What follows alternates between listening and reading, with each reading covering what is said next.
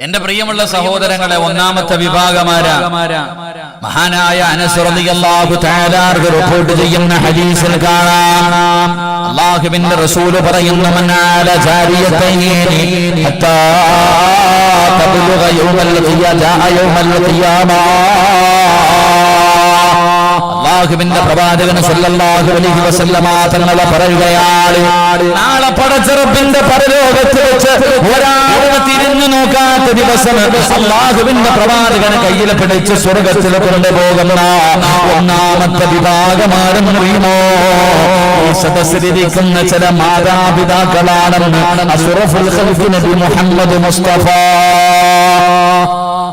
നബി മുഹമ്മദ് മുസ്തഫ നബി മുഹമ്മദ് മുസ്തഫ സല്ലല്ലാഹു അലൈഹി വസല്ലമ തങ്ങൾ പറഞ്ഞു, ഈ സദസ്സിലിരിക്കുന്ന ചില മാതാപിതാക്കളെയാണ് നാളെ മുത്തുനബി കൈ പിടിച്ചു കൊണ്ടുപോകുന്നത്. അല്ലാഹു ഭാഗ്യം തരുമാറാകട്ടെ, അല്ലാഹു ഭാഗ്യം തരുമാറാകട്ടെ.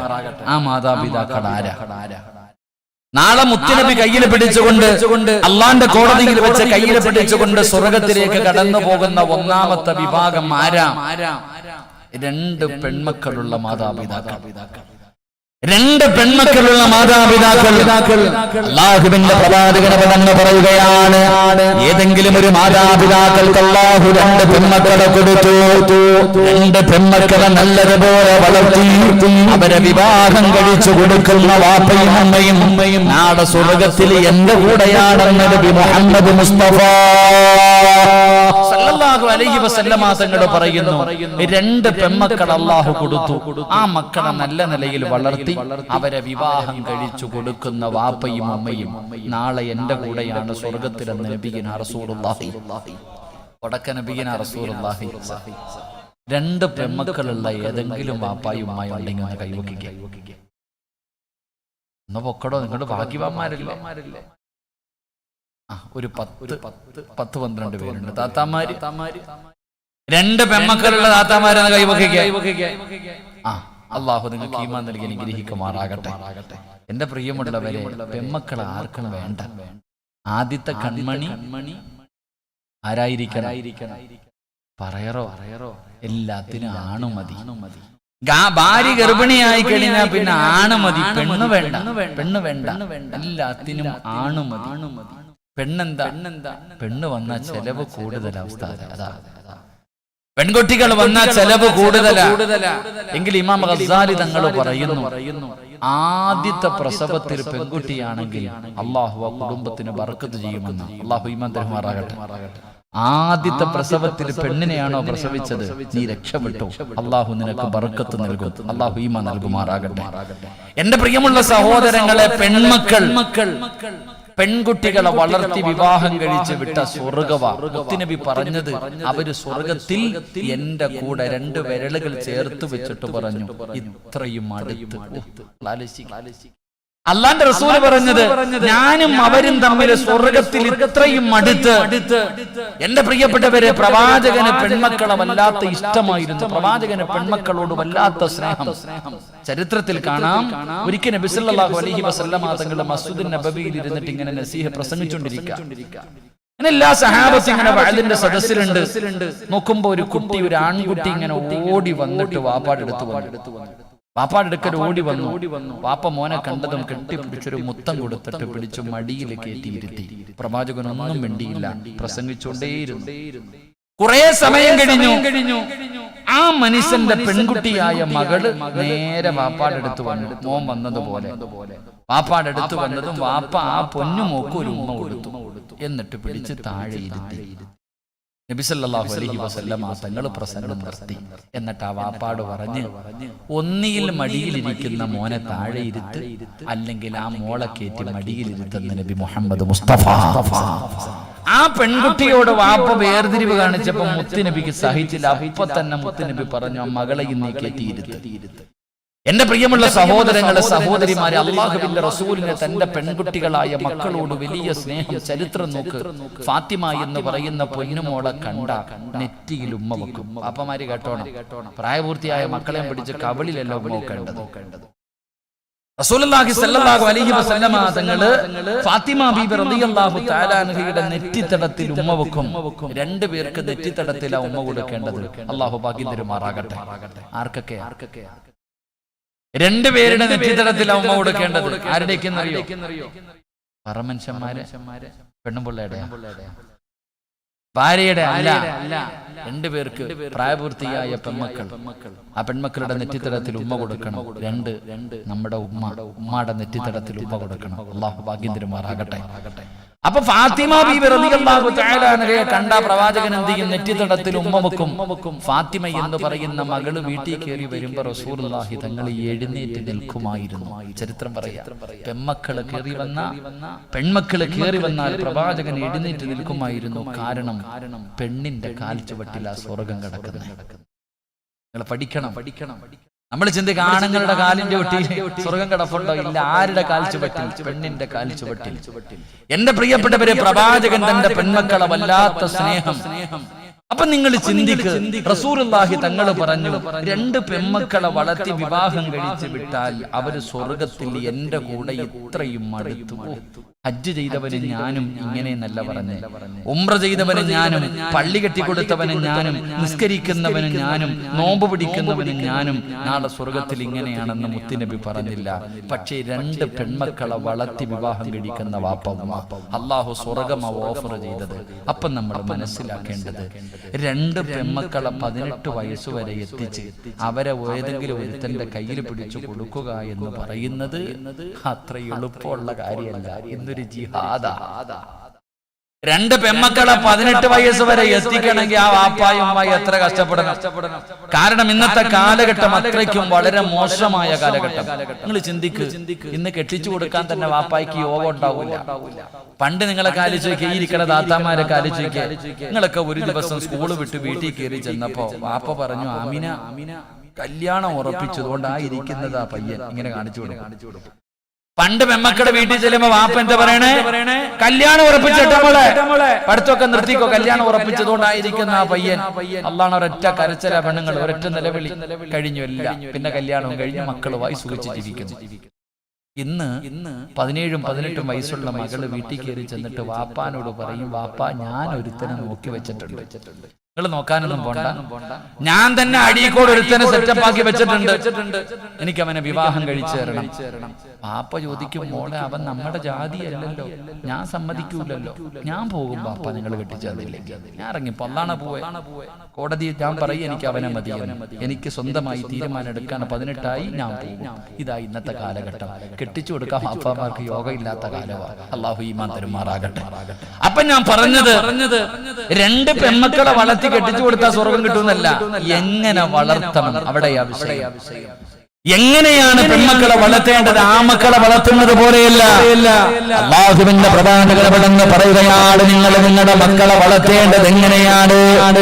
ആൺമക്കളെ പോലെയല്ല, പെൺമക്കളെ വളർത്തുമ്പോൾ നിങ്ങൾ സൂക്ഷിക്കേണ്ട ഒരുപാട് കാര്യമുണ്ട്.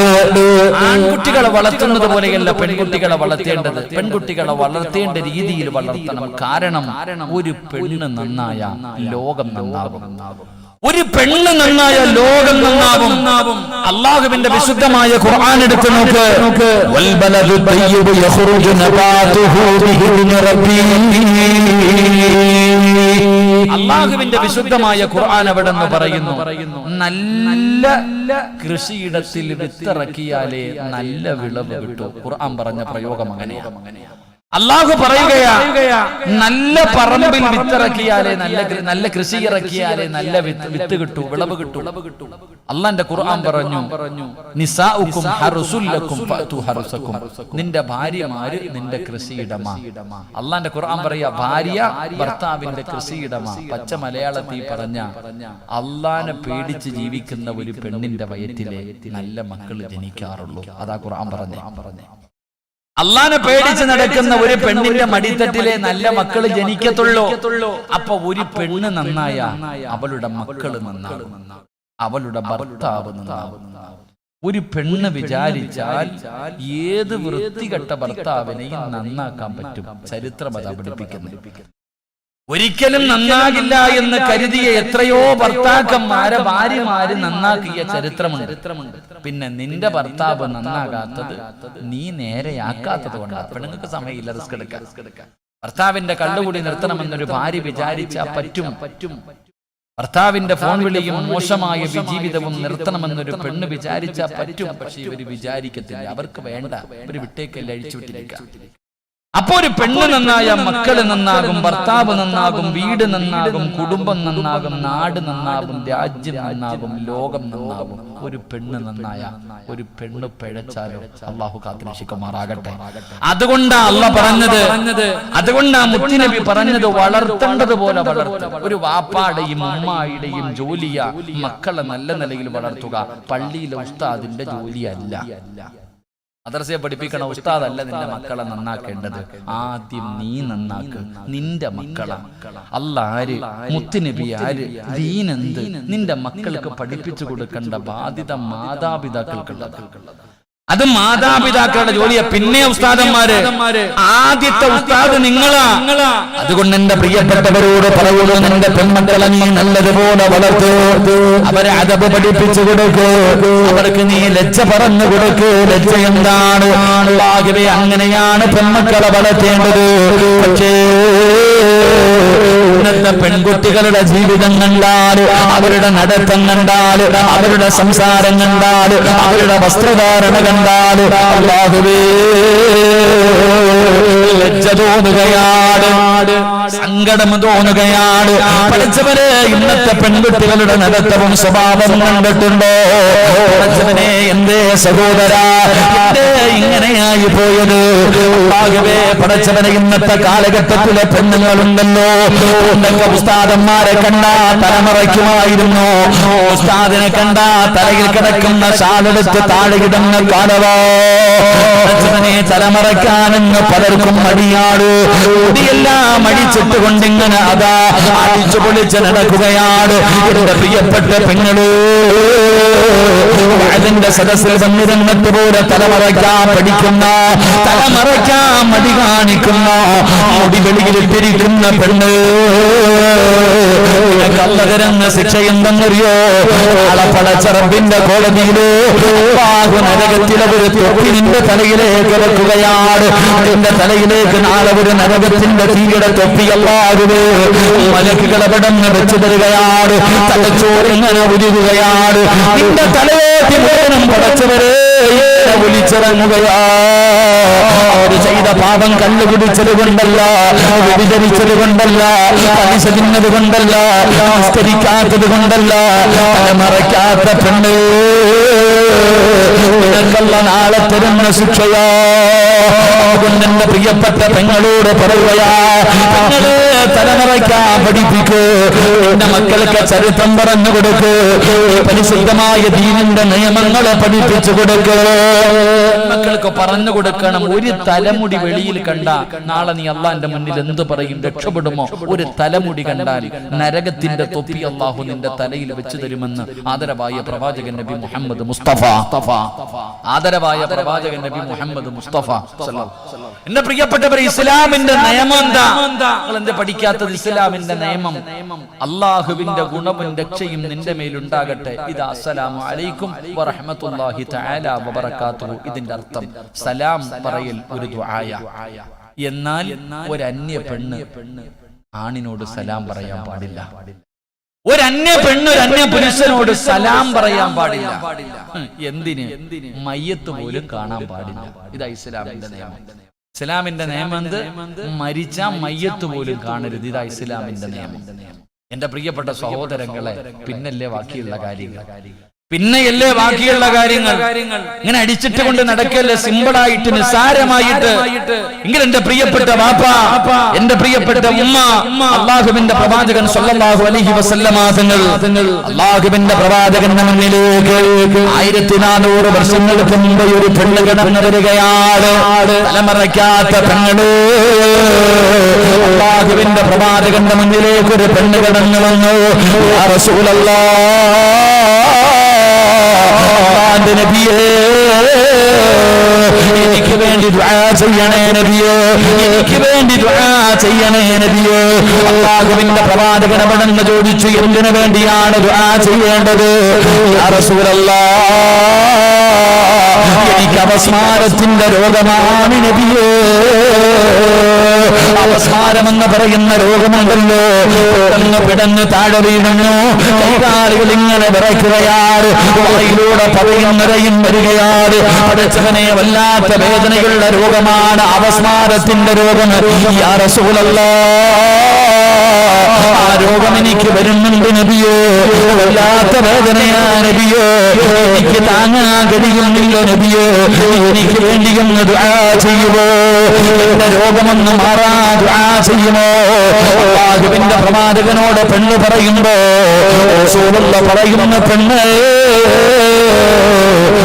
അല്ലാഹുവിനോട് ദുആ ചെയ്താൽ നിന്റെ രോഗം മാറും, നിന്റെ രോഗം മാറും. പക്ഷേ ഈ വേദന സഹിച്ചാൽ അല്ലാഹു നിനക്ക് സ്വർഗ്ഗം തരും പെണ്ണ്. പ്രവാചകനവിടെന്ന് പറഞ്ഞു കൊടുക്കുകയാ, ഞാൻ ദുആ ചെയ്താ നിന്റെ രോഗം മാറും.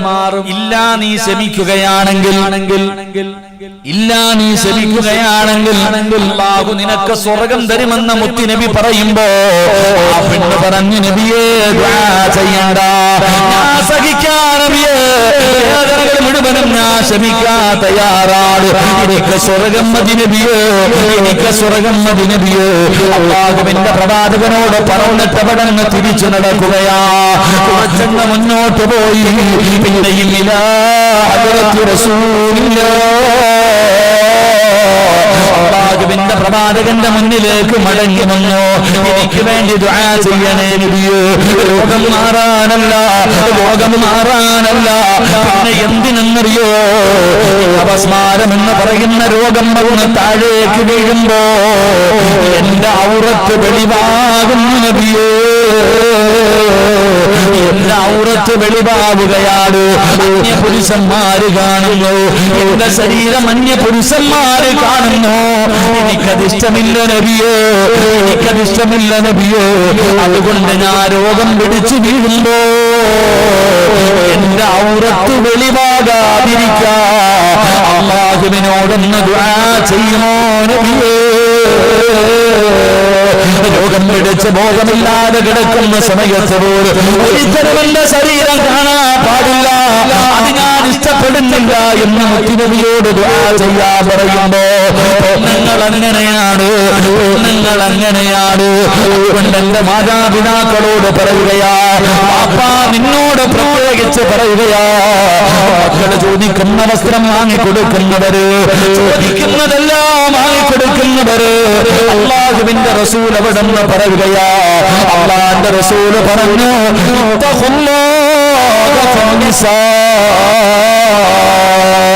അല്ലാഹുവിന്റെ റസൂൽ അവിടെന്ന് പറയുകയാ, എന്റെ ഭാര്യയുണ്ടല്ലോ, എന്റെ മക്കളുണ്ടല്ലോ, അല്ലാഹു നിന്നെ ഏൽപ്പിച്ചിരിക്കുന്ന അമാനത്താ. നാളെ അല്ലാഹു പരലോകത്ത് വെച്ച് എന്റെ ഭാര്യയെ കുറിച്ചും എന്റെ മക്കളെ കുറിച്ചും അല്ലാഹു നിന്നോട് വിചാരണ ചെയ്യുമെന്ന് നബി മുഹമ്മദ് മുസ്തഫ സല്ലല്ലാഹു അലൈഹി വസല്ലമ തങ്ങൾ പറയുന്നത്. തന്റെ പൊന്നാര മകൾക്ക് ജീൻസിന്റെ പാന്റ് വാങ്ങി കൊടുക്കുന്ന വാപ്പാ, പോലെ പടച്ചവനെ ശരീരത്തിന്റെ വടിവുകൾ വെളിയിൽ കാണുന്ന രീതിയിലുള്ള വസ്ത്രം വാങ്ങിക്കൊടുക്കുന്ന വാപ്പാ, അതുകൊണ്ട് നിന്റെ പൊന്നാര മകൾ നിന്റെ മുന്നിലൂടെ നടക്കുമ്പോ നിനക്കറിയാം ഇത് പാപമാണെന്ന്, നിങ്ങളെ നിനക്കറിയുമല്ലോ. നിന്റെ പൊന്നാര മക്കളുടെ ശരീരത്തിന്റെ വടിവുകൾ വെളിയിൽ കാണുന്ന രീതിയിൽ വസ്ത്രം ധരിച്ചുകൊണ്ട് നിന്റെ പൊന്നുമോട് നടക്കുമ്പോ ഇത് പാപമാണെന്ന് നിനക്കറിയാമല്ലോ. എടുക്കാറില്ലല്ലോ, എടുക്കാറില്ലല്ലോ. അല്ലാഹുവിന്റെ റസൂൽ പറയുകയാ, നിന്നെയൊന്നും വെറുതെ വിടൂല, നിങ്ങളെ വെറുതെ വിടൂല. അല്ലാഹു നിന്നോട് സംസാരിക്കില്ല, അല്ലാഹു നിന്നോട് കരുണ കാണിക്കില്ല. അതുകൊണ്ട് എന്റെ പ്രിയമുള്ളവരോട് ഓർമ്മപ്പെടുത്തുകയാണ്, മക്കളെ ചെയ്യുന്ന തെറ്റ് കണ്ടിട്ട് അതിനെ നിസ്സാരമായി കളയുന്ന വാപ്പാ, അള്ളാഹുവിന്റെ മുന്നിൽ കണക്ക് പറയേണ്ടവരാ. പ്രവാചകനെവിടെന്ന് പറഞ്ഞു 5 പെണ്ണുങ്ങള് ആണുങ്ങള് സ്വർഗ്ഗത്തിൽ പോകുന്നതിനെ തടയുമെന്ന് ആദരവായ പ്രവാചകൻ നബി മുഹമ്മദ് മുസ്തഫ സല്ലല്ലാഹു അലൈഹി വസല്ലം. 5 പെണ്ണുങ്ങൾ ഒരാള് സ്വർഗ്ഗത്തിൽ പോകുമ്പോ തടയും ഒരാണിനെ, ഒരു വാപ്പയെ. ഏതാ? എന്റെ പ്രിയപ്പെട്ടവർ, 5 പെണ്ണുങ്ങളിൽ ഒരു പെണ്ണ് നിന്റെ മകളാ. നിന്റെ മകളാ. നിനക്ക് താടിയുണ്ട്, തഴമ്പുണ്ട്, നീ കമ്മിറ്റിക്കാരനാണ്, എല്ലാ കാര്യങ്ങളും ചെയ്യാൻ മുമ്പന്തിയിൽ നിൽക്കുന്നവനാ. പക്ഷെ നിന്റെ മോള് നിന്റെ വസ്ത്രം ധരിച്ചു നടക്കുന്നത് കണ്ടിട്ടുണ്ടോ? താത്തമാര് ഫർദയും ധരിച്ച് ഹിജാബും ധരിച്ച് കയ്യിൽ തസ്ബീഹ് കുത്തിയിട്ടടക്കും. അല്ലോ കണ്ടു കഴിഞ്ഞാൽ മലക്കുകൾ ഇറങ്ങുന്ന പോലെ. എന്നാൽ തൊട്ടുപുറകിൽ ഒരെണ്ണം എഴുതും സായിപ്പ് മാതാമ പോലും തോറ്റുപോകുന്ന രീതിയിൽ. അള്ളാഹു ഈമാൻ നൽകി നിഗ്രഹിക്കുമാറാകട്ടെ. നീ വിചാരിച്ച് രക്ഷപ്പെടൂന്ന്? ഇല്ല, അള്ളാഹ് നിന്നെ പിടിച്ചുർത്തും. അള്ളാഹ് നിന്നോട് ചോദിക്കും, എന്തിനാ താത്ത? നീ ഒന്ന് കണ്ണ് തുറന്നു നോക്ക്. നിന്റെ 18 വയസ്സുള്ള 15 വയസ്സുള്ള മകള് ഈ ഡ്രസ്സ് വിട്ടുകൊണ്ട് നാട്ടിയിറങ്ങിയ സ്വന്തം പിഴച്ചു. എന്തിനാ മറ്റുള്ളവനെ പിഴപ്പിക്കുന്നത്? ഈ നാട്ടിലെ ചെറുപ്പക്കാരെ നരകത്തിൽ കൊണ്ടുപോകാൻ ഒരു കാരണമാകുന്നത് എന്തിനാ പെങ്ങളെ? അതുകൊണ്ട് മക്കളുടെ വസ്ത്രധാരണം നോക്ക്, അവരുടെ പ്രവർത്തനങ്ങൾ, അവരുടെ സ്വഭാവങ്ങൾ. അള്ളാന്റെ റസൂല്, അള്ളാന്റെ ഖുർആൻ പറഞ്ഞ എന്തെന്നറിയോ? 3 സമയങ്ങളിൽ മാതാപിതാക്കളുടെ ബെഡ്റൂമിന്റെ അകത്ത് കയറണമെങ്കിൽ മക്കൾ അനുവാദം ചോദിക്കണം. ഖുർആന പറഞ്ഞ അല്ല പറയുകയാ, 3 സമയങ്ങളിൽ മാതാപിതാക്കളുടെ ബെഡ്റൂമിന്റെ അകത്ത് കയറണമെങ്കിൽ പോയിട്ട് ഇങ്ങനെ തട്ടിയിട്ട് വിളിക്കണം. പാപ്പ കയറി വരട്ടെ, ഉമ്മ കയറി വരട്ടെ, അനുവാദം ചോദിച്ചിട്ടേ കേറാൻ പാടുള്ളൂ എന്നല്ലാന്റെ വിശുദ്ധ ഖുർആൻ. ഏതു മക്കള്? 25, 20, 18, 15, 10 അല്ല, 7 വയസ്സിന് താഴെ പ്രായമുള്ള മക്കൾ. 7 വയസ്സിന് താഴെ പ്രായമുള്ള മക്കള് വാപ്പാടെയും ഉമ്മാടെയും ബെഡ്റൂമിൽ കയറണമെങ്കിൽ 3 സമയത്ത് അനുവാദം ചോദിക്കണം. 3 സമയം അനുവാദമില്ലാതെ കയറാൻ പാടില്ല. ഏതാ 3 സമയം? 1 സുബഹിക്ക് മുമ്പുള്ള സമയം, വെളുപ്പാങ്കാല സമയം. 2 നട്ടുച്ച സമയം. 3 രാത്രി. ഈ 3 സമയങ്ങളിൽ അനുവാദം ചോദിക്കാതെ 7 വയസ്സിന് താഴെ പ്രായമുള്ള മക്കള് കയറാൻ പാടില്ല സ്വന്തം മാതാപിതാക്കളുടെ ബെഡ്റൂമിന്റെ അകത്ത്. എന്തുകൊണ്ട്? എന്റെ പ്രിയപ്പെട്ടവരെ, സുബഹിക്ക് മുമ്പുള്ള സമയം നല്ല ഉറക്കത്തിന്റെ സമയം അല്ലേ? ഉറങ്ങാൻ എന്ത് രസവാ! വെളുപ്പാങ്കാല സമയത്ത് ഏറ്റവും മനോഹരമായ സമയം. അപ്പൊ ഇങ്ങനെ വാപ്പായും ഉമ്മായിക്ക് നല്ല ഉറങ്ങുന്ന സമയം. ഉദാഹരണം പറഞ്ഞ, നമ്മൾ ആണുങ്ങളൊക്കെ കിടക്കുന്ന സമയത്ത് ഒരു മുണ്ടെടുത്തിട്ട് കിടന്നുറങ്ങും. ഏകദേശമുള്ള ആണുങ്ങൾ മുഴുവനും കിടക്കുന്ന സമയത്ത് മുണ്ടെടുത്തിട്ടാ കിടന്നുറങ്ങുന്നത്. രാവിലെ ഉറക്കത്തിൽ നിന്ന് എഴുന്നേൽക്കുമ്പോ ആദ്യം തിരയണത്, അള്ളാഹ് ഒരു മുണ്ടെടുത്തിട്ടുണ്ടായിരുന്നല്ലോ പടച്ചോനെ, മുണ്ടെവിടാന്ന് തിരയണത്. ഒരാളാണ് ഉറക്കത്തിൽ നിന്ന് എഴുന്നേൽക്കുമ്പോ ആദ്യം തിരയുന്നത് മുണ്ട. കാരണം ചിലപ്പോൾ ഫാന്റെ മുകളിലായിരിക്കും, എവിടെങ്കിലും കിടക്കുന്നുണ്ടാകും. അതാവസ്ഥ. പിന്നെ നിങ്ങൾ ഇട്ടിരിക്കണ മാക്സിയുടെ കഥ ഞാൻ പറയണില്ല, ഓർത്തു നോക്ക്. അപ്പൊ ഈ സുബഹിക്ക് മുമ്പുള്ള സമയം 7 വയസ്സുള്ള അല്ലെങ്കിൽ 6 വയസ്സുള്ള 5 വയസ്സുള്ള ഒരു മകനോ മകളോ റൂമിലോട്ട് കയറി വരുമ്പോ അള്ളാഹുവെ കോവളം ബീച്ചിൽ കിടക്കണ പോലെ വാപ്പ കിടക്ക, അല്ലെങ്കിൽ ഉമ്മയുടെ കിടത്ത അങ്ങനെയാ. അപ്പൊ ഈ മക്കൾ ഇത് കണ്ടാൽ ഒന്നും തോന്നില്ല. പ്രായപൂർത്തിയാകാത്ത മക്കള് മാതാപിതാക്കളുടെ ഔറത്ത് കണ്ടെന്ന് പറഞ്ഞിട്ട് മക്കൾക്കൊന്നും തോന്നാറില്ല. എന്നിട്ടും അള്ളാഹു പറഞ്ഞു കാണരുത്. അതാ ഖുർആൻ. അതാ മക്കളെ വളർത്തേണ്ടത് എങ്ങനെയാണെന്ന് പഠിക്ക്. മാതാപിതാക്കളുടെ ഔറത്ത് 7 വയസ്സിന് താഴെ പ്രായമുള്ള മക്കള് കണ്ടാൽ ഒന്നും തോന്നാറില്ല. എന്നിട്ടും അള്ളാഹു പറഞ്ഞു കാണരുത്. കണ്ടാൽ അവര് വളർന്നു വരുമ്പോൾ അത് അവരുടെ ജീവിതത്തിൽ ബാധിക്കാൻ സാധ്യതയുണ്ട്. അത്രയും സൂക്ഷ്മത പാലിക്കണമെന്ന ഖുർആൻ പറഞ്ഞത്. എന്നാ ഇന്ന് വീട്ടിൽ ചെന്നാൽ 35 വയസ്സുള്ള വാപ്പ, 10-25 വയസ്സുള്ള അല്ലെങ്കിൽ 10-30 വയസ്സിന് താഴെ പ്രായമുള്ള ഉമ്മ, ഇവിടെ 15 വയസ്സുകാരൻ, ഇവിടെ 13 വയസ്സുകാരി ഇരുന്നിട്ട് അരപ്പാവാടയിട്ട് ആടുന്ന ഇംഗ്ലീഷ് പടം വരെ കാണുന്ന കാലമാണ്. അല്ലാഹു ഈമാൻ തരുമാറാകട്ടെ. അതാ കുടുംബം.